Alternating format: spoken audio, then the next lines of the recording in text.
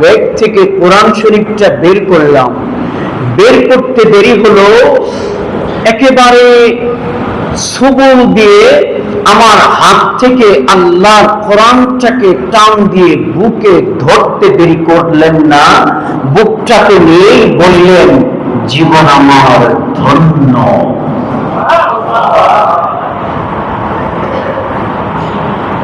মুসলমান ভাইরা আমার দিলের কান দিয়ে লেখকের কথাগুলো বোঝার চেষ্টা করবেন।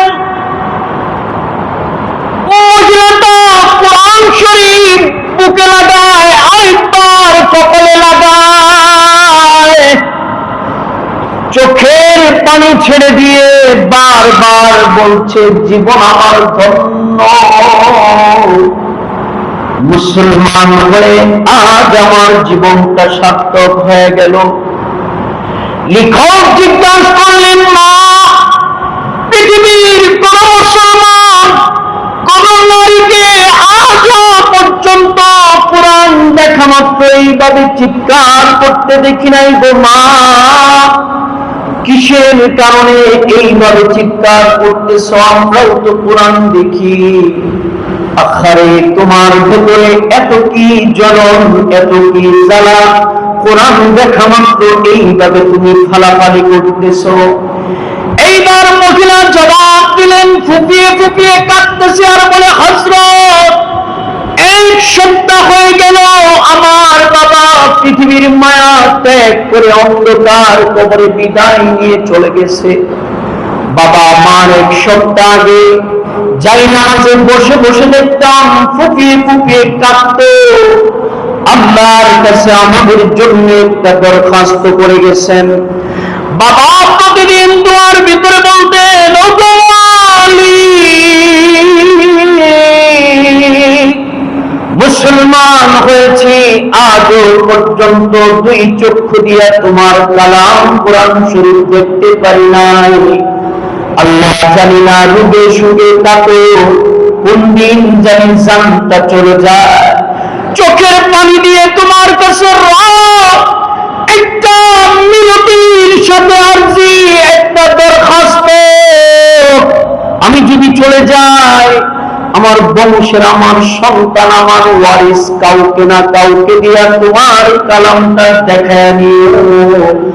ময়দানে হাসরে যেন কোরআনের সুপারিশ ছাড়া নাকি কেউ জান্নাতে ঢোকার সাহস করবে না। আমরা যেন বলতে পারি কোরআনের সাথে, ওগো কোরআন, আমার বংশের সাথেও তো তোমাদের পরিচয় হয়েছে, আজকে এই কঠিন মুহূর্তে আমাদের জন্য একটু সুপারিশ করে নাও। মহিলা ফুপিয়ে ফুপিয়ে কেঁদে কেঁদে তার বাবার মোনাজাতের বক্তব্যটা এইভাবে করে বলল। এইবার লেখক বললেন, মা, তোমার বাবা, তোমরা মুসলমান হয়ে কেন কোরআন দেখো নাই, কেন কোরআন পড়তে পারো না? মহিলা বললেন, হযরত, আমার বয়স 40, আমার এই 40 বছরের ভেতরে আজও পর্যন্ত কোরআন দেখি নাই। আজকে জিন্দেগীর সর্বপ্রথম এই দুই চক্ষু দিয়া আল্লাহর নবীর রক্ত মাখা এই বিপ্লবী কোরআন দেখলাম। এইবার হযরত বললেন, মা, কেন দেখতে পারো নাই? এত বছর পরে কেন দেখলা? মহিলা জবাব দিল, হযরত, রাশিয়ার এই সিটি শহরে রাশিয়ার কনস্টিটিউশন, সাংবিধানিক নিয়ম হচ্ছে মুসলমানদের কোরআন যেন আমাদের সিটি শহরে ঢুকতে না পারে, কারণ এই কোরআন যার ঘরে যায় ঘর আলোকিত হয়ে যায়। এই কোরআন যেই সমাজে চর্চা হয় ওই সমাজ আলোকিত হয়ে যায়। এই কোরআন যে রাষ্ট্রের ভিত্তি হয় ওই রাষ্ট্র দামি হয়ে যায়। এই জন্য কোরআনকে বড় ভয় পায় নাস্তিকের দল। এই জন্য ওরা রাষ্ট্রীয় আইনে কোরআন বেচা কিনা, আমদানি রপ্তানি রাশিয়াতে নিষেধ। শুধু তাই না, এই কোরআন ইন্টারনেটের ভিতরে ওপেন করতে দেয় না। অনেক শিক্ষিত জনদের ভিতরে প্রশ্ন আসবে, শিক্ষিত জনরা বলবেন, এই গ্লোবালাইজেশনের যুগে প্রযুক্তির এই আধুনিক যুগে কি আল্লাহর কোরআন না দেখাও কি সম্ভব? I can challenge with all of you, চ্যালেঞ্জের ভিত্তিতে বলছি, এমন এমন শহর আছে ওই ডিভাইসের ভিতরে আল্লাহর কোরআন তাদেরকে দেখতে দেয় না। বলেন তো দেখি, ময়দানে হাসরে তারাও তো মুসলমান, আমরাও তো মুসলমান। আজকে গোটা দুনিয়াতে সবচেয়ে বেশি কোরআন আমাদের হাতে আল্লাহ সস্তায় দিয়ে দিলেন। আফসোস আর আফসোস, তারা কোরআন দেখতেও পারে না, আর আমরা দেখে দেখে কোরআনের সাথে বেঈমানি করে যাই। বাস্তব না অবাস্তব? বলেন,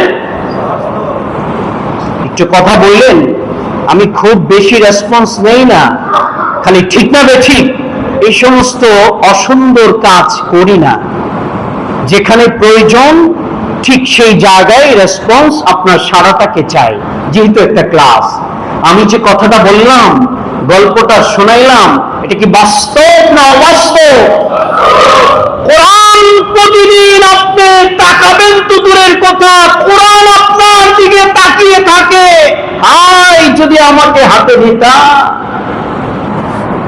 ঘরের কোরআন, হাতে কত বইলা ওঠে, নজরুল ওঠে, রবি ঠাকুর ওঠে, হুমায়ুন আজাদ ওঠে, হুমায়ুন আহমেদ ওঠে।